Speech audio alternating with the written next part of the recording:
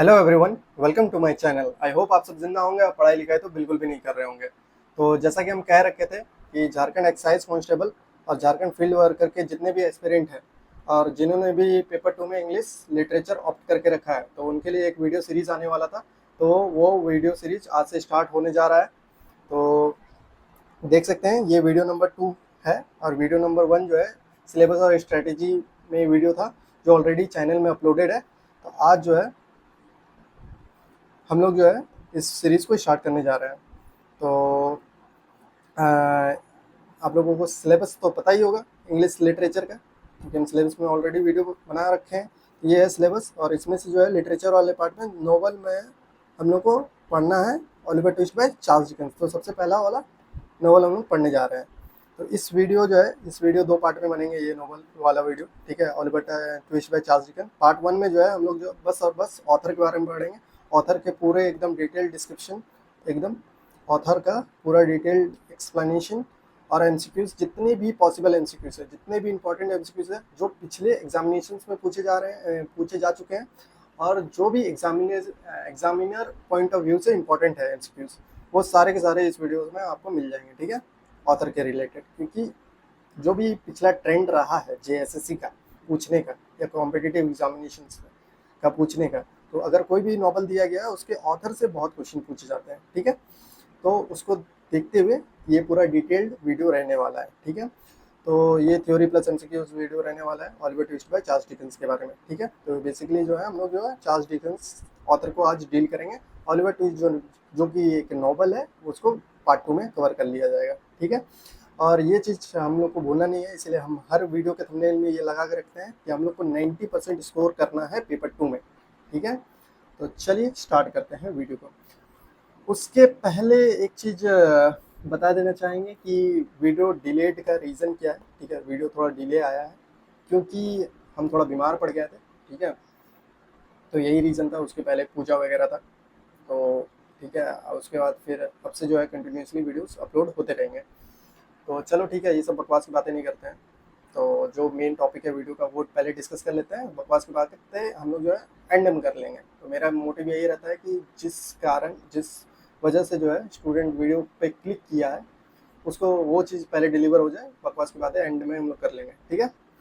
तो और ये टोन कैसा रहने वाला है वीडियो का, लेक्चर का टोन, तो टोन जो है मतलब पढ़ाने का तरीका कैसा रहने वाला है वो कैजुअल रहने वाला है, ठीक है। कैजुअल बोले तो फ्रैंक रहेगा, ठीक है। फ्रैंक टोन में पढ़ाएंगे कि मेजोरिटी ऑफ द स्टूडेंट्स को समझ में आए। कोई मतलब नहीं बनता है, ठीक है, कि हम आए बस एकदम यूनिवर्सिटी के प्रोफेसर जैसा समझा दें और 10 बातें बताएं और 10 में से कोई भी एक बात तुम लोग को समझ में ना आए। तो मतलब तब बनेगा जब हम 10 बातें बताएंगे और 7-8 बातें जो है आपको याद रह जाए और आपको समझ में भी आ जाए पूरे की पूरी बात, ठीक है। तो ये एक टाइप का डिस्क्लेमर भी है कि बच्चे बूढ़े और महिलाएं जो है दूर रहे इस वीडियो से, ठीक है। तो ठीक है, जोक सपाट, ठीक है। तो टोन जो है फ्रैंक रखेंगे, कैजुअल रखेंगे कि मेजोरिटी ऑफ द स्टूडेंट्स को समझ में आए, ठीक है। तो चलिए वीडियो को स्टार्ट करते हैं। तो टॉपिक्स क्या रहने वाला है, तो ऑथर का डिटेल डिस्क्रिप्शन रहने वाला है और एमसीक्यूज, जितने भी पॉसिबल एमसीक्यूज है ऑथर से जो बन सकते हैं, जो जेएसएससी पूछ सकता है, ठीक है, वो सारे के सारे डिस्कस कर लिया जाएगा, ठीक है। तो जो भी एग्जामिनर पॉइंट ऑफ व्यू से जितने भी एमसीक्यूज पॉसिबल है, जो भी पिछले एग्जामिनेशंस, कॉम्पिटिटिव एग्जामिनेशंस या यूनिवर्सिटी के एग्जामिनेशंस में पूछे गए हैं, सारे के सारे एमसीक्यूज जो है हम लोग डील कर लेंगे, ठीक है। और जो भी फ्रेम हो सकते हैं पॉसिबल एमसीक्यूज, सारे के सारे एमसीक्यूज हम लोग डील कर लेंगे, ठीक है। और भाई तुम लोगों का क्या टास्क है, तुम लोगों का टास्क ये है कि अगर वीडियो जो है बेड पे लेटे लेटे देख रहे हो तो सबसे पहले उठो, टेबल और चेयर में बैठो, ठीक है। नोटबुक निकालो और नोट मेकिंग आप लोगों को करना है, ठीक है। नोट मेकिंग इंपॉर्टेंट इसलिए है क्योंकि इसमें बहुत सारे डेटा है, ठीक है। डेटा बहुत सारा है। अब जब डेटा रहेगा तो वो उसको दिमाग में रखना है। दिमाग में कब रहेगा, जब आप लोग नोट मेकिंग करोगे, ठीक है। तो ये ऐसा नहीं कि बस वीडियो को सुन लिए एकदम और बस सो गए, तो वैसा नहीं है। नोट मेकिंग साथ ही साथ करते जाना है वीडियो को देखते हुए, ठीक है। एंड में जो है एक फोकस रिकॉर्ड भी है, ठीक है, क्योंकि वीडियो थोड़ा लंबा हो सकता है बन जाए क्योंकि पूरा डिटेल्ड वीडियो रहने वाला है। तो एंड में एक फोकस रिकॉर्ड रहने वाला है सभी स्टूडेंट्स के लिए, जो भी एंड तक फोकस बना के रख पाएँ, ठीक है। तो वो एक इम्पॉर्टेंट रह जाता है, ठीक है। तो चलो ठीक है, तो स्टार्ट करते हैं। तो ये है हमारे चार्ल्स डिकेंस साहब, यानी कि चार्ल्स डिकेंस सर, तो ये चचा के बारे में पढ़ेंगे हम लोग आज, ठीक है। ये ऑथर के बारे में पढ़ेंगे और नॉवल जो है पार्ट 2 में पढ़ लेंगे, ठीक है। तो चलिए स्टार्ट करते हैं। तो Charles Dickens complete guide for competitive examination. तो ऑथर का एक सबसे पहले जो हम मेरा स्टाइल है ये ओवरव्यू दे देते हैं। तो ऑथर के बारे में ओवरव्यू दे दिया जाए। तो ये पूरा जो है पूरा का पूरा टेबल बहुत इंपॉर्टेंट है, ठीक है, इसको रट जाना है। तो और एक बात है कि जहाँ पर भी हम एम्फासिस देंगे, जहाँ पर भी हम बोलेंगे कि ये इम्पोर्टेंट है, ठीक है, इसमें क्वेश्चन फ्रेम होते हैं या होस्ट बन सकते हैं, ठीक है, वो इम्पोर्टेंट कंसिडर करना है और उसको तो नोट अपने नोट्स में ऐड कर ही लेना है, ठीक है। तो जैसा कि अभी बोल रहे हैं, ये जो है पूरा टेबल को एकदम रट जाना है, यहाँ से क्वेश्चन फ्रेम हो सकते हैं। तो चार्ल्स डिकेंस के जो फुल नेम क्या था, ठीक है, ये चचा का पूरा नाम क्या था, तो चार्ल्स जॉन हॉफम डिकेंस, तो ये इनका पूरा नाम था, ठीक है। ये बर्थ ईयर और डेथ ईयर एकदम बहुत ही इंपॉर्टेंट है। सारे के सारे नॉवल के सारे ऑथर्स के बर्थ ईयर और डेथ ईयर जो है एकदम रट जाना है, जिसको बोलते हैं रट जाना है। कहाँ पैदा लिया था ये भी रटना है, कहाँ मरा था ये भी रटना है, ठीक है। तो सॉरी फॉर माई टोन, तो I am using this tone so that ये स्टूडेंट्स को समझ में आए, ठीक है। तो ऐसा नहीं है कि I am being disrespectful to this personalities, तो आप समझ सकते होंगे, ठीक है। तो बर्थ ईयर जो है 1812 में ये पैदा लिए थे और डेथ ईयर जो है 1870, ठीक है। एग्जैक्ट डेट याद करने का जरूरत नहीं है, ठीक है। ये 7 फरवरी याद नहीं भी रखोगे तो भी चलेगा, ये 9 जून याद नहीं भी रखोगे तो भी चलेगा। बस जो है बर्थ ईयर और डेथ ईयर ये याद रखना इंपॉर्टेंट है, क्योंकि जितने भी पिछले क्वेश्चंस पूछे गए हैं वो बर्थ ईयर और डेथ ईयर का ही पूछा गया है। ये एग्जैक्ट एकदम तुम लोग को एमसीक्यू में ऑप्शन ऐसा नहीं मिलेगा कि 7 फरवरी हो गया, एक 5 फरवरी हो गया, 7 फरवरी हो गया और एक 10 फरवरी, ऐसा क्वेश्चन नहीं पूछेंगे, ठीक है। बर्थ ईयर बस याद रखना, डेथ ईयर याद रखना, और जगह इंपॉर्टेंट है, जगह कहाँ पर बर्थ हुआ था वो इम्पोर्टेंट है और डेथ कहाँ हुआ था वो इम्पोर्टेंट है। तो पोर्ट्समाउथ इंग्लैंड में इनका पैदा हुए थे, ठीक है, ये चार्ल्स डिकेंस साहब। और जो इनका डेथ हुआ था वो गैट्स हिल नियर रॉचेस्टर इंग्लैंड में इनका जो है डेथ हुआ था। तो ये चीज़ याद रखने वाला है, ठीक है। तो आप इसको याद कैसे कर सकते हो, ठीक है, हम ट्रिक्स थोड़ा कम बताएंगे याद करने का, वो आप लोग थोड़ा खुद से देख लेना, क्योंकि ट्रिक्स अगर बताने जाएंगे तो वीडियो और भी लंबा होगा, ठीक है। तो ये दोनों के बीच में गैप देख लो, 58 ईयर्स का है। तो ये याद करने का तरीका है। और जब भी डेट्स याद करो ना, तो डेट्स जो है हिंदी में याद किया करो। I know majority of the students are from English background, तो आप लोगों को ये हैबिट होगा कि 1812 ऐसे याद करने का, लेकिन हिंदी में थोड़ा याद करोगे ना तो वो क्या है कि ज़्यादा टाइम तक रिमेंबर होगा आपके माइंड में, ठीक है। तो ऐसे याद करो कि उनका जो है जन्म लिए थे 1812 में और जो है डेथ हो गया था 1870 में। तो बीच में जो 58 ईयर्स का गैप है। तो ये 58 ईयर्स ध्यान में रखना है कि ये 58 ईयर्स तक जो है जिंदा रहते हैं। तो इस तरह में आप डेट याद रख सकते हो, ठीक है। और ये जगह का कहाँ डेथ और कहाँ पर बर्थ प्लेस था वो भी याद रखना इंपॉर्टेंट है, ठीक है। रॉस्टर इंग्लैंड डेथ हुआ था और बर्थ जो है पोर्ट्समाउथ इंग्लैंड में, लेकिन नेशनलिटी जो है ये इंग्लैंड के निवासी थे, ठीक है। तो यानी कि ब्रिटिश थे, इंग्लिश थे। प्रोफेशन जो है ये नोबलिस्ट थे, जर्नलिस्ट थे, एडिटर थे, सोशल क्रिटिक भी थे, ठीक है। इनका ये प्रोफेशन था। लिटरेरी पीरियड देख लेते हैं, तो ये विक्टोरियन एरा के राइटर थे। तो विक्टोरियन एरा क्या होता है, ठीक है, विक्टोरियन एरा जो है इस पीरियड को बोलते हैं। जितने भी राइटर हुए हैं 1837 से लेकर के 1901 तक, ठीक है, इस एरा के जितने भी राइटर थे वो विक्टोरियन एरा के राइटर कहलाते हैं। और ये विक्टोरियन एरा के greatest novelist of this period थे, ठीक है। तो नॉवलिस्ट में इनका बहुत ही बढ़िया नाम था विक्टोरियन एरा में, ठीक है। तो चलो कि लाइफ इवेंट जो है चार्ल्स डिकेंस के जो लाइफ में कि इम्पोर्टेंट इवेंट्स क्या क्या हुए हैं वो चीज़ पूरा डिस्कस कर लेते हैं, क्योंकि राइटर के बारे में, ऑथर के बारे में कहीं से भी क्वेश्चन पूछते हैं तो उनका डिटेल्ड एकदम उनके लाइफ के मेजर इवेंट्स वो भी डिस्कस करना इम्पोर्टेंट हो जाता है। तो चाइल्डहुड ट्रॉमा, तो जैसा कि मूवीज़ वगैरह में भी दिखाता है, ठीक है। तो एक रॉक स्टार मूवी आया था, ठीक है, रणबीर कपूर का, उसमें भी कहा गया है कि आर्टिस्ट जो कलाकार लोग होते हैं भाई उनको ट्रॉमा होता है, ठीक है। जब तक दुख दर्द ना मिले ना भाई वो आर्टिस्ट बनता ही नहीं है। तो चार्ल्स डिकेंस साहब के भी जो है ना ऐसा ही कुछ सीन रहा है, चाइल्डहुड ट्रॉमा था उनको। क्या था चाइल्डहुड ट्रॉमा, तो जो है उनको जो है 12 साल की उम्र में ही जो है ना वेरेंस बूट ब्लैकिंग फैक्ट्री में काम करना पड़ा था, ठीक है। तो वेरेंस बूट ब्लैकिंग फैक्ट्री एक फैक्ट्री थी ठीक है। तो उनको 12 साल की उम्र से ही यहाँ पर काम करना पड़ा था, बूट वूट पॉलिश वॉलिश का काम करना पड़ता था इनको, ठीक है, 12 साल की उम्र से ही।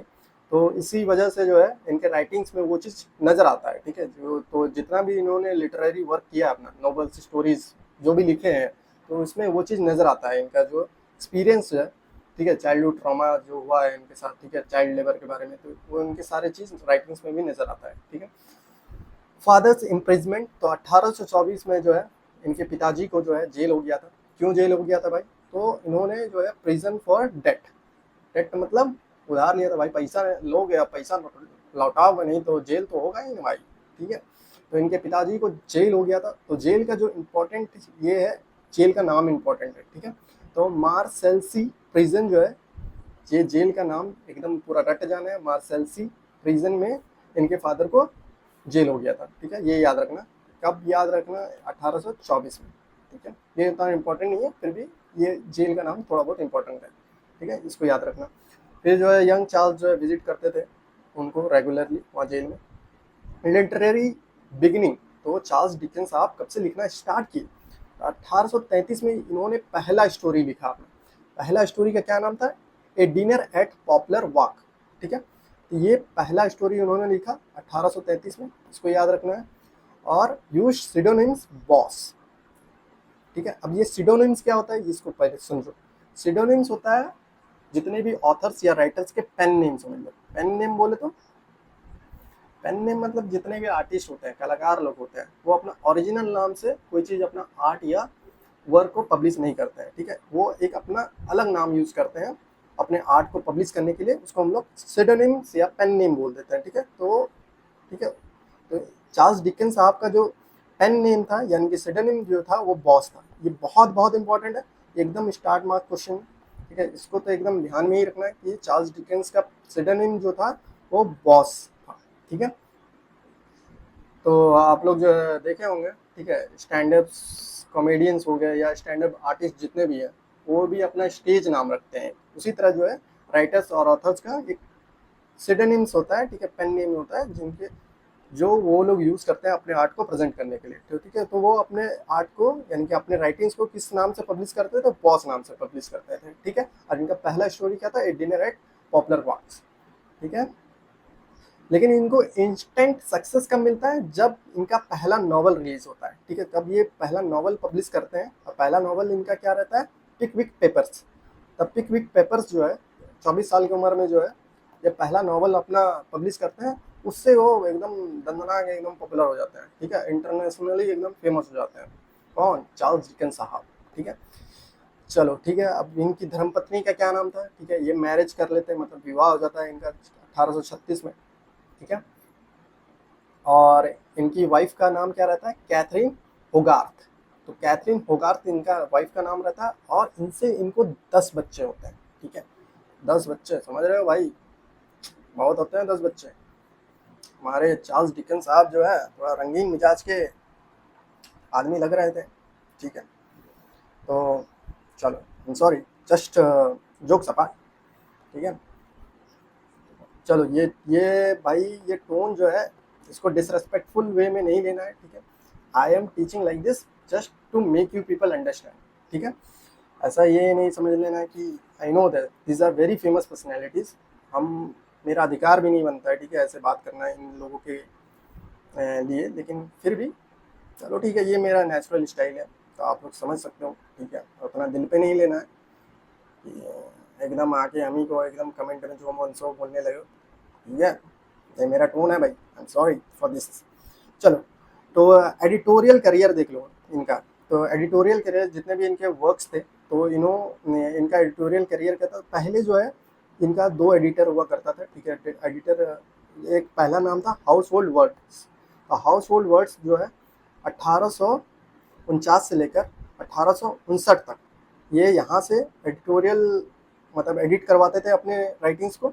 उसके बाद जो लेटर जो है ऑल द ईयर राउंड, तो 1859 से 1870 तक जो है, 70 में, तो 1870 में इनकी डेथ हो गई थी, ठीक है। तो यहाँ से यहाँ तक जो है ऑल द ईयर राउंड, यहाँ से जो है इनके राइटिंग्स को एडिट किया जाता था, ठीक है। तो 2 एडिटोरियल हाउस थे, तो ये दोनों एडिटोरियल हाउस को जो नाम याद रखना, कब से कब तक। पहले जो था हाउस होल्ड वर्ड्स, उसके बाद ऑल द ईयर राउंड, ठीक है। अमेरिकन टूर्स 2 बार अमेरिका गए थे, ठीक है। ये इतना इंपॉर्टेंट नहीं है, फिर भी चलो ठीक है, हम बोले हैं कि डिटेल्ड एकदम करा देंगे तो डिटेल्ड ही सही। तो 2 बार अमेरिका गए थे, एक बार जो है 1842 में गए थे अमेरिका, और 2 बार जो है, दूसरी बार जो है 1867 से लेकर 68 में अमेरिका विजिट किए थे, ठीक है। इनका डेथ कैसे हुआ था, 1870 में इनका डेथ हो गया था, ठीक है। एकदम एग्जैक्ट डेट याद करने की जरूरत नहीं है, बस डेथ ईयर याद करना। कैसे मरे थे, तो स्ट्रोक की वजह से मर गए थे, ठीक है। वो भी लिखते लिखते मर गए थे। तो उनका जो लास्ट नॉवल था जो कि अनफिनिश्ड है, द मिस्ट्री ऑफ एडविन ग्रूड, तो ये इनका लास्ट अनफिनिश्ड नॉवल है, ठीक है। तो ये भी इंपॉर्टेंट हो जाता है, स्टार मार्क वाले क्वेश्चन है, ठीक है। कि इनका जो लास्ट अनफिनिश्ड नॉवल कौन सा था, चार्ल्स डिकेंस का, द मिस्ट्री ऑफ एडविन ग्रूड जो है इनका लास्ट नॉवल था। तो ये इनकम्प्लीट है, ठीक है, ये आज तक मिस्ट्री है, इनको कंप्लीट ही नहीं किया है। वो एक्चुअली 16 पार्ट्स में ये नॉवल को डिसाइडेड था, प्लान था, लेकिन 6 ही पार्ट से कंप्लीट कर पाए थे, उसके बाद वो मर गए थे, ठीक है। और ये डेथ कैसे हुआ था इनका डेथ, सॉरी इनका डेथ स्ट्रोक की वजह से होता, ठीक है। तो एमसीक्यूज कहीं से भी फ्रेम किया जा सकता है, और पूछेगा कि चार्ल्स डिकेंस का डेथ कैसे हुआ था, कैंसर से हुआ था, ठीक है, बवासीर से हुआ था, ठीक है, स्ट्रोक की वजह से हुआ था, ठीक है, या जूस पीते पीते हो गया था, तो समझ जाओ स्ट्रोक की वजह से हुआ था। तो कुछ भी हम लोग को लीव नहीं करना है, एकदम सारे कुछ को अच्छे से कंप्लीट करते हुए चलना है, ठीक है। तो अब आ जाओ पार्ट 2, यानी कि जहाँ पर कॉम्पिटिटिव एग्जामिनेशन के पॉइंट ऑफ व्यू से क्या क्या इंपॉर्टेंट है। तो इनका जो वर्क है, ये पूरा वर्क, वैसे तो इन्होंने बहुत कुछ लिखा है, बहुत सारे नॉवेल्स लिखे हैं, 15 प्लस नॉवेल्स लिखे हैं, सॉरी 15 लगभग, टोटल जो है 15, यानी कि 14 कंप्लीट नॉवेल्स लिखे हैं, और एक जो है इनकम्प्लीट नॉवल, ये वाला जो है द मिस्ट्री ऑफ एडविन ग्रूड जो है, ये इनकम्प्लीट नॉवल था। बाकी जो 14 कंप्लीटेड नॉवल है, तो सारे के सारे याद नहीं करना है, ठीक है। ये इंपॉर्टेंट वर्क है जो एकदम पूरा इसको रट जाना है, एकदम विद डेट, ठीक है। जहाँ पर भी बोल रहा है रट जाना है, उसको रट ही जाना है। तो सबसे पहला नॉवल था पिकविक पेपर्स, तो कब रिलीज किया था, कब पब्लिश किया था, 1836 से 1837 तक जो है ये पिकविक पेपर्स रिलीज हुआ था, ठीक है, पब्लिश किया गया था। ऑलिवर ट्विस्ट, जिसके बारे में जो है हम लोग को पढ़ना है, ये नॉवल जो है हम लोग के सिलेबस में है, तो ये 1838 में रिलीज हुआ था। ये डेट पूरा एकदम स्टार मार्क क्वेश्चन है, इसको रट जाना है, 1838 एकदम ऑलिवर ट्विस्ट जो है पब्लिश हुआ था, इसको एकदम रट जाना है, ठीक है। ये ऑलिवर चार्ल्स डिकेंस का सबसे फेमस नॉवल है, सबसे फेमस नॉवल, ठीक है। एक क्रिसमस कैरोल जो है एक क्रिसमस क्लासिक नॉवल है, ठीक है। ये एक्चुअली में ये नॉवल है नहीं, ये एक नॉवेल है, ठीक है, इसलिए हम इसको इंपॉर्टेंट कैटेगरी में डाल रखे हैं, ठीक है। नॉवेला क्या होता है, तो नॉवेला जो है नोवेल से छोटा होता है, ठीक है, स्टोरी से बड़ा होता है, नॉवेल से छोटा होता है, इसलिए तो ये नॉवेला के कैटेगरी में आता है, ठीक है। नॉवेल जो होता है वो लगभग समझ लो 400-500 पन्ना का होता है, ठीक है, उससे थोड़ा छोटा होता है, स्टोरी से बड़ा होता है। ये नॉवेल है, एक इन्होंने जो है एक नॉवेल लिखा है, तो इसका जो है डेट ईयर याद रखना, ठीक है। 1843 में जो है इन्होंने एक क्रिसमस कैरोल लिखा था, ठीक है, इसको याद रखना। और डेविड कॉपरफील्ड, ये भी बहुत इंपॉर्टेंट है, ये इंपॉर्टेंट इसलिए क्योंकि ये जो है चार्ल्स डिकेंस साहब का सेमी ऑटोबायोग्राफिकल है। सेमी ऑटोबायोग्राफिकल बोले तो क्या, कि ये जो है अपनी आत्मकथा उसमें बताएं, ठीक है, लगभग ये पूरा नहीं, लेकिन ऑलमोस्ट अपनी जो आत्म बीती जिंदगी है उसमें वो मेंशन किया है इस वाले नॉवल में, डेविड कॉपरफील्ड। तो इनका ये वाला वर्क भी जो है इंपॉर्टेंट हो जाता है एग्जामिनेशन पॉइंट ऑफ व्यू से। तो 1849 से 1850 तक में ये नॉवल लिखा गया है, ठीक है, इसको याद रखना, ठीक है। ए टेल ऑफ टू सिटीज जो फ्रेंच रिवॉल्यूशन पर बेस्ड है ये नॉवल, ठीक है, ये 1859 में जो है इसको पब्लिश किया गया था, ये वाला को भी याद रखना है, ठीक है। 1860-61 में जो great expectation coming of ages, ये वाला नॉवेल्स को भी याद रखना है, ये भी इंपॉर्टेंट नॉवल है जो लिखा गया है चार्ल्स डिकेंस के द्वारा। और 1870 में जो है ये बड़ा ही इंपॉर्टेंट है, क्योंकि ये जो अनफिनिश्ड नॉवल था, ठीक है, ये चार्ल्स डिकेंस साहब का अनफिनिश्ड नॉवल है, तो इसको तो एकदम रट ही जाना है। द मिस्ट्री ऑफ एडविन ग्रूड जो है 1870 में लिखा गया था, ठीक है, स्टार्ट किया गया था, लेकिन इसको फिनिश नहीं कर पाए थे चार्ल्स डिकेंस साहब, ठीक है। उसके बाद देखो क्वेश्चंस यहाँ से भी इस टाइप के भी पूछा जाता है, ठीक है। इस टाइप का कैसे पूछा जाएगा कि फेमस जितने भी फेमस नॉवेल्स हैं, और फेमस नॉवेल्स के ओपनिंग लाइन से क्वेश्चन पूछ देगा कि ये वाला लाइन दे देगा एग्जामिनेशन में, और बोलेगा बाबू बताओ ये वाला जो है किस नॉवल से, किस किस मतलब ये वाला लाइन किस नॉवल से लिया गया है और कौन है इसके राइटर। तो इस टाइप के भी क्वेश्चन पूछे जाएंगे। और मान लो ऐसा क्वेश्चन दे दिया, it was the best of times, it was the worst of times, ये जो है किस नॉवल से, किस नॉवल का स्टार्टिंग लाइन्स है। तो हम लोगों को ऑप्शंस में दिया रहेगा 3-4 नॉवल का नाम, तो हमें बताना होगा कि ए टेल्स ऑफ टू सिटीज़ जो है ये किसके लिखा गया है। तो चार्ल्स डिकेंस के द्वारा लिखा गया है नॉवल है। तो चार्ल्स डिकेंस के द्वारा लिखा गया नॉवेल्स का ये स्टार्टिंग लाइन, ये 2-3 इसलिए इम्पोर्टेंट है क्योंकि ये पूछा गया है एग्जामिनेशन में, इसीलिए हम इसको मेंशन करके रखे हैं। ठीक है, ये ओपनिंग लाइन्स जो है इसको याद कर लेंगे। डेविड कॉपरफील्ड जो नॉवल है उसमें क्या है opening lines, whether I shall return out to be the hero of my life. ठीक है, इसको रट जाना है। ठीक है, इसमें दिमाग नहीं लगाना है, इसको बस रट जाओ। एक क्रिसमस कैरोल, इस क्रिसमस कैरोल जो है नोवेला है, इसका ओपनिंग लाइन क्या है, Marley was dead to begin with. ठीक है, तो इसको ध्यान में रखना है। ठीक है, अब देख लो चार्ल्स डिकेंस साहब का लिटरेरी स्टाइल कंट्रीब्यूशन, मतलब राइटिंग कैरेक्टरिस्टिक्स कैसा था, वो उनका लिखने का तरीका कैसा था। ठीक है, उसके बारे में ये इससे ये इतना इम्पोर्टेंट नहीं है, लेकिन फिर भी हाँ हम मेंशन कर लिए हैं इस पीपीटी में और पीडीएफ में, ताकि एक ओवरव्यू मिल जाए कि चार्ल्स डिकेंस साहब आखिर लिखते किस टाइप के थे। ठीक है, उनका आर्ट कैसा था, उनके राइटिंग्स में क्या क्या चीज़ दर्शाया जाता था। तो सबसे पहले सोशल क्रिटिसिज्म, तो वो सबसे अपने राइटिंग्स में ना सोशल क्रिटिसिज्म्स, जितने भी सोशल में इवल थिंग्स प्रेजेंट थे उस टाइम में। ठीक है, विक्टोरियन एरा के वो राइटर थे, और विक्टोरियन एरा में जो भी सोसाइटी में जो भी इवल थिंग्स एग्जिस्ट करते थे, ठीक है, जैसे कि हो सके एक्सप्लॉइटेशन हो गया, इंडस्ट्रियल एक्सप्लॉइटेशन हो गया, या कि एजुकेशन रिफॉर्म्स के बारे में, या फिर चाइल्ड लेबर के बारे में, जितना भी जो चीज़ सोसाइटी में जो भी वो नोटिस करते थे एज एन ऑब्जर्वेंट, वो चीज़ वो उनके राइटिंग्स में हम लोगों को देखने मिलता है। ठीक है, तो वो सोशली क्रिटिसाइज करते थे जो भी इवल थिंग्स सोसाइटी में एग्जिस्ट करते थे उस टाइम में। ठीक है, कैरेक्टर क्रिएशन, ये भाई ये हमको एक नंबर लगते हैं, एक नंबर ऑथर लगते हैं। क्यों? क्योंकि इनका कैरेक्टर क्रिएशन जो है बड़ा गजब का था। तो कैरेक्टर मतलब जो भी नॉवेल्स में कैरेक्टर्स है, ठीक है, उनका कैरेक्टर्स का नाम भी वो एकदम अजीब सा, एकदम मस्त एकदम देते थे। जैसे कि ऑलिवर ट्विस्ट में जो ऑलिवर है, ठीक है, इनका कैरेक्टर भी आपको पसंद आएगा। ठीक है, जो हम पढ़ाएंगे वो पूरा नॉवल, तो आपको सच में ऑलिवर जो है कैरेक्टर आपको पसंद आएगा।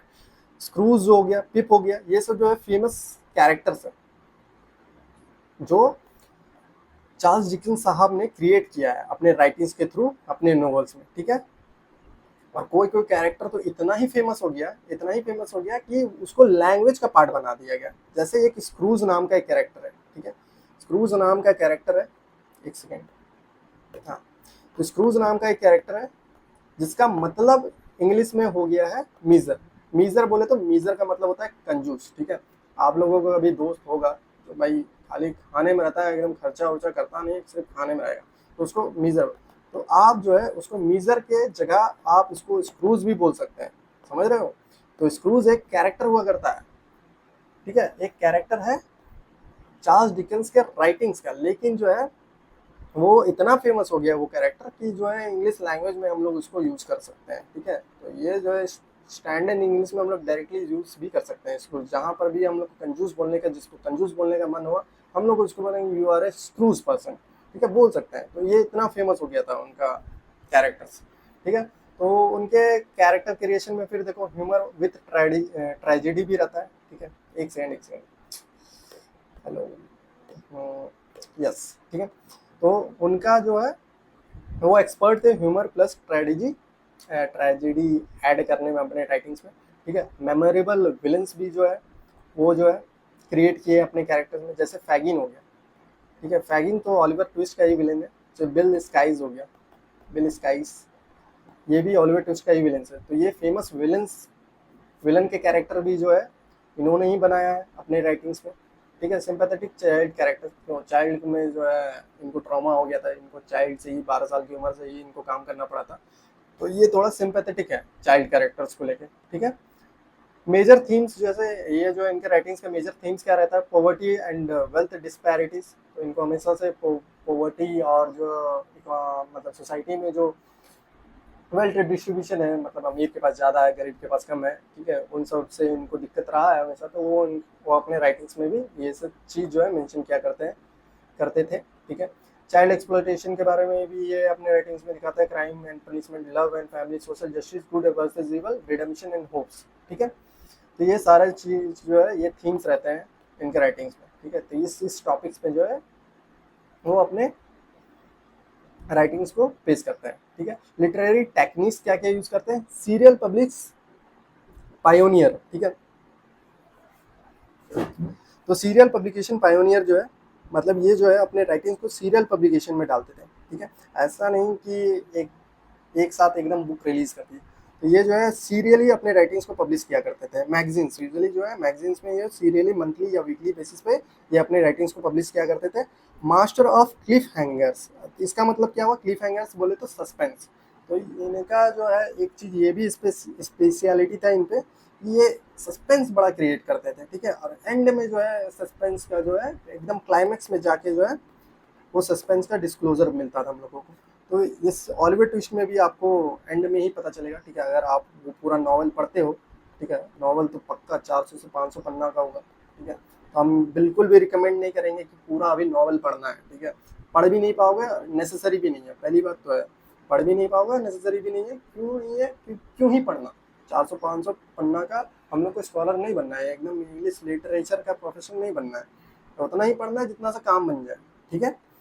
तो ये जो है सस्पेंस क्रिएट करने का एकदम पूरा मास्टरी इनके राइटिंग्स में दिखता है, ठीक है। डिटेल्ड सोशल ऑब्जर्वेशन, तो ये बड़ा ही ऑब्जर्वेंट टाइप का इंसान थे, ठीक है। सोसाइटी को बड़ा ही अच्छे तरीके से ऑब्जर्व करते थे, और जो भी सोशल इवेंट्स, जो भी सोसाइटी में समाज में कुरीतियाँ थी उनको दर्शाते थे अपने राइटिंग्स के थ्रू, ठीक है। मेलोड्रामा और सेंटिमेंट्स, ये तो उनके राइटिंग्स में रहता था, ठीक है। विविड डिस्क्रिप्शंस और यूज ऑफ कोइंसिडेंस भी बड़ा रहता था इनके राइटिंग्स में। ह्यूमर मिक्स्ड विद पैथोस, ठीक है। तो ये सब जो हो गया लिटरेरी टेक्निक्स वो यूज करते थे अपने राइटिंग्स के थ्रू, ठीक है। ये हो गया ओवरव्यू।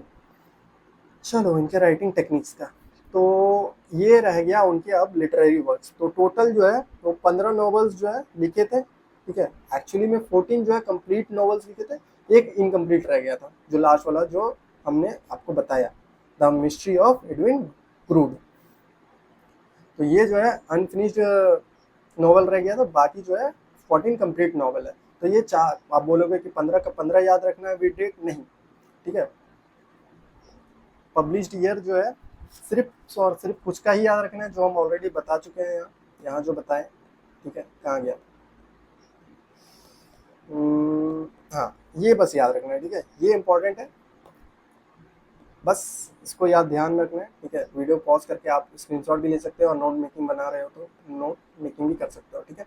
बाकी हम जो भी इंपॉर्टेंट है उसको ऑलरेडी हम टिक करके रखे हैं, ठीक है। बाकी नहीं भी याद रखोगे तो भी चलेगा, ठीक है। तो सबसे पहला क्रोनोलॉजिकल ऑर्डर में है, ठीक है, सीरियली हम मेंशन करके रखे हैं टेबल में, तो आप इसको देख लो।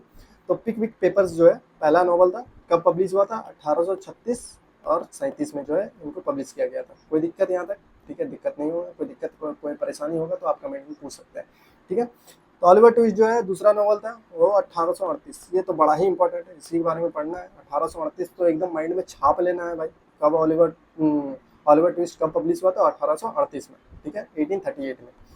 फिर जो है निकोलस निकल पाए, ये सब जो है द ओल्ड क्यूरियोसिटीज ऑफ, ये सब जो है रहने दो, ठीक है, ये इतना इम्पोर्टेंट नहीं है, बस ध्यान में रखना है, ठीक है। तो ये चार्ल्स डिकेंस का ही जो है नॉवेल्स लिखा गया है। ये डेविड कॉपरफील्ड, ये इंपॉर्टेंट हो जाता है क्योंकि ये जो है सेमी ऑटोबायोग्राफिकल इन नेचर है, मतलब जो है ये खुद का ही जो आत्म जिंदगी है वो इस नॉवल में जो है बताया गया है, ठीक है। The reason why I am using more Hindi, इसका दो रीज़न है, ठीक है। एक, हमको दो मैसेजेस मिले, ठीक है, एक्चुअली एक नहीं, हाँ, दो मैसेजेस मिले टेलीग्राम में। तो दो स्टूडेंट्स, एक लड़का था एक लड़की था, उन्होंने कहा कि वो एक्चुअली में हिंदी मीडियम से बिलोंग करते हैं और गलती से जो है इंग्लिश लिटरेचर ऑप्ट कर लिया है पेपर 2 में, ठीक है। तो उन्होंने रिक्वेस्ट किया था, ठीक है, रिक्वेस्ट नहीं, सॉरी, रिक्वेस्ट तो हम बोलेंगे नहीं, ठीक है, बस उन्होंने बस कहा था कि वीडियो लेक्चर जब भी सीरीज़ या लॉन्च करें हम तो ट्राई कर लेंगे कि हिंदी में ही समझाने का प्रयास किया जाए ताकि सारे स्टूडेंट्स को समझ में आए, ठीक है। तो हम ट्राई करेंगे कि जितने भी हिंदी मीडियम के भी स्टूडेंट्स हैं और इंग्लिश मीडियम के स्टूडेंट्स को तो समझ में आ ही रहा होगा, इतना तो आई होप एज्यूम करके रखे हैं, ठीक है, हम इंग्लिश मीडियम वाले को लोग के लिए, ठीक है। फिर भी अगर हिंदी मीडियम वाले को लोग को अगर थोड़ा भी दिक्कत हो रहा हो तो आप कमेंट में हमको बोल सकते हैं, ठीक है। I will try to improve and improvise my video more, ठीक है, कोई दिक्कत नहीं है हमको इम्प्रूव करने में, ठीक है। हम ट्राई करेंगे कि ज़्यादा बेटर बना सकें वीडियो, ठीक है। तो डेविड कॉपरफील्ड जो है सेमी ऑटोबायोग्राफिकल नॉवल है, तो इसको भी ध्यान में रखना है। इसका पब्लिश डेट थोड़ा ध्यान में रखना है, 1849 और 50, ठीक है, इसका पब्लिश। उसके बाद जो है ये सब जो है हार्ड टाइम्स हो गया, लिटिल डॉरिट हो गया, ये सब नहीं भी याद रखोगे तो भी चलेगा, ठीक है। 12 नंबर जो है, 12 नंबर वाला नॉवल याद रखना है, the a tale of two cities जो है फ्रेंच रिवॉल्यूशन पर बेस्ड है नॉवल, 1859 में जो है ये पब्लिश हुआ है, इसको याद रखना। ग्रेट एक्सपेक्टेशन जो है 1860 और 61 में जो है रिलीज हुआ था ये नॉवल, पब्लिश हुआ था, तो इसको भी याद रखना है। आवर म्यूचुअल फ्रेंडशिप, इसको भी याद रखना है, क्यों, क्योंकि ये लास्ट कंप्लीट नॉवल था, चार्ल्स डिकेंस साहब का लास्ट कंप्लीट नॉवल था। मान लो एमसीक्यूज में पूछ लिया what was the last complete novel of Charles Dickens, तो उसमें 4 ऑप्शंस दे दिए, कैसे, एक हार्ड टाइम्स दे दिया, एक लिटिल डॉरिट दे दिया, एक ग्रेट एक्सपेक्टेशन दे दिया और आवर म्यूचुअल फ्रेंड्स दे दिया। तो इस टाइप के एमसीक्यूज फ्रेम हो सकते हैं, तो आंसर हो जाएगा हम लोग का आवर म्यूचुअल फ्रेंड हो गया, ठीक है। The mystery of Edwin brood जो है ये अनफिनिश्ड मिस्ट्री है, क्योंकि ये जो है इनकम्प्लीट नॉवल था, ठीक है। ये लिखते लिखते जो है तो पास ऑन हो गए थे, मर गए थे हमारे डिकन साहब, तो ये भी इम्पोर्टेंट हो जाता है 1870 में, इसको याद रखना, ठीक है। एक स्पेशल केस है ये क्रिसमस कैरोल जो है, ये नॉवल की कैटेगरी में नहीं लाई करता है, ये नॉवेला की कैटेगरी में लाई करता है, तो इसके बारे में थोड़ा इंपॉर्टेंट हो जाता है, इसको याद रखना अलग से, ठीक है। ये पूरा इतना याद रखने का जरूरत नहीं है, ठीक है, इसको आप स्किप कर सकते हो, ठीक है, ये वाला पार्ट पे स्किप कर सकते हो। बस ये चीज़ याद रखना कब रिलीज हुआ था, कब पब्लिश हुआ था, 1843 में ये जो है नॉवल को पब्लिश किया गया था, और जिसमें एक मेन कैरेक्टर है जिसके बारे में हम अभी ऊपर डिस्कस किए, स्क्रूज, तो एबीनीजर स्क्रूज जो है इसमें मेन कैरेक्टर हुआ करता था, ठीक है, इस नॉवल में, इस नोवेला में, क्रिसमस कैरोल में, ठीक है। तो यहाँ हो गया पूरा ओवरव्यू ऑथर के बारे में, एकदम डिटेल्ड में बताए हैं, ठीक है। अब जो है आपको एमसीक्यूज आएंगे, और आप जो है एमसीक्यूज को इजीली आप खुद से भी आप देख सकते हो, सारे एमसीक्यूज बना पा रहे होंगे अगर अटेंटिवली इस वीडियोस को आपने देखा होगा अभी तक, ठीक है। तो चलो एमसीक्यूज को अटेम्प्ट करते हैं। तो सबसे पहला है Charles Dickens was born in which year, तो चार्ल्स डिकेंस आप जो है कब पैदा लिए थे, तो हम जो है सिर्फ ऑप्शंस को रीड नहीं करेंगे, ठीक है, एक्सप्लेनेशन भी दिया गया है, तो आप इसको पढ़ सकते हो अपने खुद से, ठीक है, और ऑप्शंस को भी अपने से देख सकते हो। हम बस क्वेश्चन पढ़ेंगे, उसका मतलब बताएंगे और जो है आंसर्स बताते चलेंगे, क्योंकि टाइम कंज्यूमिंग है, ठीक है। अगर हम इतना बड़ा सब ऑप्शंस को डिस्कस करते रहें तो टाइम वीडियो का लेंथ जो है और भी बढ़ जाएगा, तो जो कि हम चाहते हैं नहीं, ठीक है। तो वीडियो हम थोड़ा छोटा रख पाएँ उतना ही बढ़िया रहेगा, ताकि आप लोगों को भी रिवीजन में हेल्पफुल हो सके। जब आप फिर से ये वीडियो को रेफरेंसेस लोगे तो आप थोड़ा 2x में भी देखोगे या तो 1.5x में जल्दी से कंप्लीट कर पाओ, ठीक है। तो वीडियो का लेंथ लंबा ना हो, इसलिए हम बस जो है ऑप्शंस मतलब करेक्ट ऑप्शंस को रीड करेंगे और क्वेश्चंस को रीड करेंगे। तो Charles Dickens was born in which year, तो 1812 में वो पैदा लिए था, और एक्सप्लेनेशन देख सकते हो, ठीक है, एग्जैक्ट डेट हम बोल चुके हैं, ठीक है, 7 फरवरी। अगर याद रह गया तो बहुत बढ़िया है, नहीं भी याद रहा तो 1812 तो याद रखना ही है। मेमोरी ट्रिक यही है, ठीक है, छोड़ो मेमोरी ट्रिक के बारे में क्या ही बताना, आप इसको खुद से ही पढ़ लेना वीडियो को पॉज कर करके। ये नेपोलियन जो है रसिया में इन्वेड किए थे 1812 में, तो आप उसको रेफरेंस लेके आप ये चीज़ याद रख सकते हो कि चार्ल्स डिकेंस साहब जो है 1812 में पैदा लिए थे, ठीक है। चलो आगे देखते हैं question number 2। At what age did Dickens work in Warren's factory, तो हम बता दिए थे उनका ट्रॉमा व्रामा हो गया था, ठीक है। आर्टिस्ट कलाकार आदमी को ट्रॉमा ही होता है भाई, ठीक है। तो 12 साल की उम्र में जो है वेरेंस बूट पॉलिशिंग वाला काम करना पड़ गया था, ठीक है, बूट वूट पॉलिश करते थे वेरेंस फैक्ट्री में, ठीक है। तो 12 साल की उम्र से उनको काम करना पड़ गया था, ठीक है। तो Dickens father was imprisoned in which prison, तो डिकेंस साहब के जो फादर थे वो किस जेल में थे, तो हम पहले ही वीडियो के स्टार्टिंग में ही बोल दिए थे, ठीक है, ये इंपॉर्टेंट है। तो मार्शालसी, तो मार्सेलसी जो प्रिजन का नाम था, तो उनके फादर को क्यों उनको जेल हुआ था, तो डेट की वजह से, ठीक है। तो उन्होंने उधार लिया था, चुकाए नहीं थे, तो जेल चल गए थे, ठीक है। अब पैसा लोगे देगा नहीं तो भाई जेल तो होगा ही ना, ठीक है। एक तो ये भाई क्या ही बोले, पेन ऑटोमेटिकली चेंज हो जा रहा है। चलो 4 नंबर देख लेते हैं। Under which pseudonym did Dickens first publish? बहुत ही इंपॉर्टेंट क्वेश्चन, बहुत ही पूछा गया है। तो बॉस नाम से जो है अपने राइटिंग्स को पब्लिश करते थे, एकदम ध्यान में रखना इस चीज़ को। Charles Dickens died in which year? 1870, एकदम बोल बोल के अभी तक तो याद ही हो गया होगा। और जो लास्ट नॉवेल था उनका the mystery of Edwin druid, वो भी 1870 में ही अनफिनिश्ड रह गया था, वो कंप्लीट नहीं कर पाए थे। चलो ठीक है, यहाँ तक हो गया।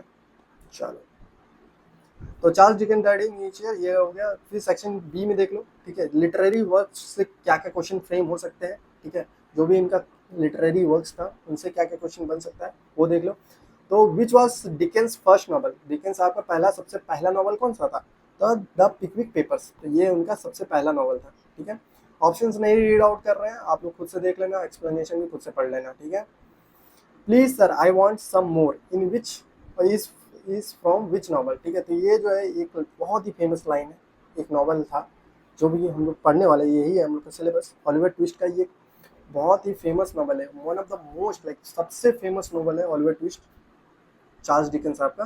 तो उसका ये सबसे फेमस लाइन है, ठीक है, please sir I want some more, ठीक है। तो हम लोग नॉवल जब पढ़ेंगे तो पूरा स्टोरी एकदम डिटेल समरी बताएंगे, तब ये आपको समझ में आएगा, ठीक है। तो एक्चुअली वो जो ऑलिवर है और एक ऑर्फन बॉय रहता है, ठीक है, और वो उसका पेट भरता नहीं है, एकदम भूखा है बेचारा, ठीक है। तो जो वहाँ के अथॉरिटी है वहाँ से वो खाना मांगता है और ये दे भाई या और दे, हमको खाना चाहिए हमको और, ठीक है। तो वही लाइन है बस ये, ठीक है। तो जब हम लोग नॉवल पढ़ेंगे उसको तभी देखेंगे, ठीक है। एक्सप्लेनेशन, ठीक है, इसको अभी तक पूरा एमसीक्यू देख लो। तो विच नॉवल रिमेड अनफिनिश्ड? कौन सा नॉवल डिकेंस साहब का जो है अनफिनिश्ड था? तो मिस्ट्री ऑफ एडविन ड्रूड जो है उनका अनफिनिश्ड नॉवल था। तो वो 12 पार्ट था, उनको कंप्लीट करना था, लेकिन 6 ही कर पाए थे, उसके बाद जो है वो निकल लिए थे, ठीक है। तो it was the best of times, it was the worst of times, ऑपेंस। तो ये जो it was the best of times, it was the worst of times, ये किस नॉवल का ओपनिंग लाइन्स है? तो ये टेल्स ऑफ टू सिटीज का ओपनिंग लाइन्स है, रिटन बाय चार्ल्स डिकेंस। तो ये भी ध्यान रखना है। Which novel is semi autobiographical, ठीक है। तो किस नॉवल में जो है डिकेंस साहब जो है अपनी आत्मजीवनी बताए हैं, ठीक है, मतलब खुद के बारे में, मतलब खुद के कैरेक्टर को दर्शाएं। तो डेविड कॉपरफील्ड, ये भी इंपॉर्टेंट हो जाता है एमसीक्यू, ठीक है। अब थीम्स और स्टाइल्स जो है चार्ल्स डिकेंस साहब का जो है उसके बेस्ड एमसीक्यूज क्या क्या पॉसिबल है, ठीक है, जो एग्जामिनर पूछ सकते हैं, उस पर आके बात कर लेते हैं। डिकेंस पायोनियर्ड विच पब्लिशिंग मेथड? तो डिकेंस साहब जो है सबसे पहले किस मेथड का यूज करते थे अपने राइटिंग्स को पब्लिश करने के लिए? तो वो सीरियल पब्लिकेशन इन मैगजीन्स, ठीक है। तो क्या मतलब कि सीरियल पब्लिकेशन, मतलब सीरियल मतलब कि एक के बाद एक, मतलब कि कुछ जैसे नॉवल है, ठीक है, नॉवेल्स को वो पार्ट में डिवाइड कर लेते थे। मान लो एक नॉवल है, उसको 12 पार्ट में डिवाइड किए, पहला पार्ट पहले वो पब्लिश करते थे मैगजीन में, फिर दूसरा पार्ट, फिर तीसरा पार्ट, ऐसे part by part serial publication और पब्लिश किया करते थे। तो सीरियल पब्लिकेशन इन मैगजीन, इस टाइप से वो अपने नॉवेल्स को रिलीज करते थे, ठीक है। तो Ebenezer Scrooge appears in which novel? तो क्रिसमस कैरोल, बहुत ही फेमस नॉवल है, ठीक है, डिकेंस साहब का। तो ये इंपॉर्टेंट इसलिए है क्योंकि ये 6 वीक्स में ही इन्होंने कंप्लीट कर लिया था ये वाला नॉवेला को, ठीक है, विद इन 6 वीक्स इनको कंप्लीट कर लिया था।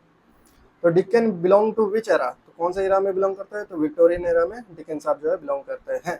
विक्टोरियन एरा के ग्रेटेस्ट नॉवेलिस्ट हुआ करते थे, ठीक है। पिप इज द प्रोटैगनिस्ट ऑफ, तो पिप जो है सबसे, प्रोटैगनिस्ट बोले तो मेन कैरेक्टर, ठीक है। जैसे मान लो कोई मूवी है राउडी राठौर का प्रोटैगनिस्ट पूछा जाए, मतलब मेन कैरेक्टर कौन था? अक्षय कुमार। उसी तरह पिप जो है मेन कैरेक्टर है किस नॉवल का? तो ग्रेट एक्सपेक्टेशन का जो है एक नॉवल लिखा गया है चार्ल्स डिकेंस साहब से, उसका मेन कैरेक्टर है पिप, ठीक है। Total novels completed by Dickens, तो ये देखो यहाँ पर ये कैच है, ये बहुत अच्छा क्वेश्चन है, ठीक है। कंप्लीटेड मतलब कंप्लीटेड नॉवल, अब ये 15 मत कर देना भाई, 15 गलत है, क्योंकि एक नॉवल जो है अनफिनिश्ड रह गया था, तो 14 होगा इसका आंसर। 14 जो है कंप्लीट नॉवल वो लिख के गए थे डिकेंस साहब। फैक्चुअल क्वेश्चन जो बनते हैं, ठीक है, एमसीक्यूज। तो deacon was born in which city? कौन सा सिटी में बॉर्न हुए थे? पोर्ट्समाउथ, ठीक है। यहाँ पर वो जो है वो पैदा लिए थे, ठीक है, और मरे कहाँ थे, डेथ प्लेस क्या था वो भी ध्यान में रखना है, ठीक है। A Christmas carol written in how many weeks, तो कौन कितने वीक्स में क्रिसमस कैरोल जो 6 वीक्स में जो कंप्लीट कर लिए थे, ये एक नोवेला का कैटेगरी में फॉलो करता है, ठीक है, तो इसको ध्यान में रखना है। तो magazines edited by Dickens from 1859, तो 1859 के बाद जो है मैगजीन्स कौन एडिट किया करता था, डिकेंस का, डिकेंस के जितने भी राइटिंग्स हैं तो कौन एडिट करते थे, ऑल द ईयर राउंड, तो दो एडिटोरियल था, ठीक है, एक तो हाउस होल्ड वर्ड्स जो 1859 से पहले किया करते थे, ठीक है, और दूसरा जो है ऑल द ईयर राउंड जो है 1859 से 1870 तक जो है ऑल द ईयर राउंड ये एडिट किया करते थे डिकेंस साहब के राइटिंग्स को, ठीक है। The Artful Dodger appear in which novel, तो आर्थफुल डॉजर जो है इसके बारे में हम लोगों को नहीं पता चल रहा होगा इस वाले क्वेश्चन के बारे में, तो हम लोग ऑलिवर ट्विस्ट जब पढ़ेंगे पूरा इसके पार्ट 2 में तभी तुम लोग को पता लग जाएगा, ठीक है। तो आर्थफुल डॉजर जो है ये कैरेक्टर हुआ करता है इसमें ऑलिवर ट्विस्ट नॉवल में जो है ये कैरेक्टर हुआ करता है, ठीक है। चलो, तो मिस हैविसम अपीयर इन, तो कौन से मिस हैविसम जो है एक कैरेक्टर है किस नॉवल का जो कैरेक्टर है, ग्रेट एक्सपेक्टेशन है। तो ग्रेट एक्सपेक्टेशन नाम का एक नॉवल जो है चार्ल्स डिकेंस साहब जो लिखे हैं उसमें मिस हैविसन अपीयर होता है, ठीक है। तो ये हो गया पूरा एमसीक्यू, एकदम पूरा डिटेल में बता दिया, एकदम जो भी पॉसिबल हो सकता है ऑथर से रिलेटेड एमसीक्यूज हम टोटल का टोटल बता दिए। थोड़ा वीडियो लंबा हो गया है, ठीक है, I am sorry for this, लेकिन अगर 90% स्कोर करना है तो डिटेलिंग में जाना पड़ेगा, ठीक है, इसलिए हम इतना डिटेल वीडियो बना दिया है, ठीक है। और चलो ठीक है, वीडियो लगभग कंप्लीट हो ही गया है, तो ये थोड़ा रिवीजन के लिए हम तुम लोग के लिए डाल रखे हैं। तो ये बर्थ एंड डेथ ईयर एकदम याद रखना है, 1812 1870। फर्स्ट नॉवल याद रखना, पिकविक पेपर्स, फेमस एकदम मोस्ट फेमस नॉवल जो ऑलिवर ट्विस्ट 1838 में लिखा गया है, ठीक है, एकदम याद रखना है। टोटल नॉवल जो है टोटल 15 है, ठीक है, 14 कंप्लीट है। सिडोनिम जो है बॉस, और फैक्ट्री एज कितना से काम करना स्टार्ट किया है, 12 12 साल की उम्र से जो है वो फैक्ट्री में काम करना स्टार्ट कर दिए थे, जिसकी वजह से उनको चाइल्डहुड ट्रॉमा भी हो गया था। प्रिजन जो है मतलब इनके पिताजी को जेल हो गया था, तो मार्स सेल्सी प्रिजन में इनको रखा गया था। विक्टोरियन एरा के ग्रेटेस्ट नॉवलिस्ट थे, ठीक है। तो ये जो है एग्ज़ाम में वेरी फ्रिक्वेंटली पूछे जाने वाले सवाल से, ठीक है, तो इसको एकदम पूरा ध्यान में रखना है। वही सेम चीज़ है, बर्थ ईयर डेथ ईयर, ठीक है, इसको देख लेंगे, ठीक है।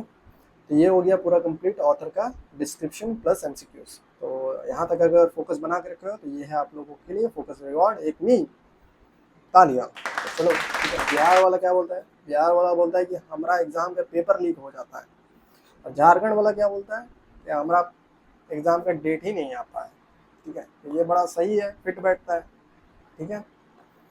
तो अब बात कर लेते हैं जो एंड में जो है, ठीक है, वीडियो कंप्लीट हो चुका है, जिसको जाना है जो लीव कर सकते हैं वीडियो को। तो वीडियो लेट आने का वही है रीज़न, ठीक है, जो ऑलरेडी हम बता चुके हैं, थोड़ा बीमार पड़ गए थे। और दूसरा रीज़न ये भी है कि जेएसएससी खुद सीरियस नहीं है, ठीक है, जेएसएससी एग्जामिनेशन कंडक्ट कराने के मूड में है ही नहीं। जो भी अनाउंस्ड एग्जामिनेशन थे, ठीक है, जैसे टेक्निकल का एग्जामिनेशन बोला था करेंगे, उसके एक दिन पहले कैंसिल कर दिया, ठीक है। तो मेरे साथ साथ तो जितना भी टीचर्स और जितने भी स्टूडेंट्स हैं, सारा का मूड ख़राब हो ही गया होगा, ठीक है, तो वो अच्छा नहीं लगता है, ठीक है। वो तो फैमिली देखती है मेरी, वरना तो क्या बोले, ऐसी ऐसी गालियाँ दूँ ना भाई जेएसएससी को। चलो ठीक है, इसमें हम लोग का कंट्रोल नहीं है फ़िलहाल, ठीक है। तो चलो ठीक है, फिर भी देखते हैं कब एग्ज़ामिनेशन कंडक्ट होता है, ठीक है। तो एग्ज़ामिनेशन की पॉसिबिलिटीज़ तो बन रहा था कि इस ईयर के एंड से मतलब या तो दिसंबर या तो जनवरी के एंड तक में एग्ज़ामिनेशन कंडक्ट हो जाए, लेकिन फ़िलहाल तो हम कुछ नहीं कह सकते हैं, ठीक है, एग्ज़ामिनेशन कब कंडक्ट कर लिया जाए, ठीक है, जब तक ऑफिशियली कोई अनाउंसमेंट नहीं किया जाता है जेएसएससी की ऑफिशियल वेबसाइट में। चलो, तो ये रह गया मेरा टेलीग्राम ग्रुप, ये टेलीग्राम चैनल और ये टेलीग्राम आईडी, तो आप इसको ज्वाइन कर सकते हो for further updates and video content के लिए। ठीक है, तो चलो, thank you for watching this video and part 2 के लिए। ठीक है, पार्ट 2 इसके बाद रिलीज़ किया जाएगा, जो ऑलिवर ट्विस्ट नॉवल पे रहेगा। ठीक है, बाय चार्ल्स डिकेंस। तो इसके बाद पार्ट 2 आप लोग देख सकते हो। Thank you.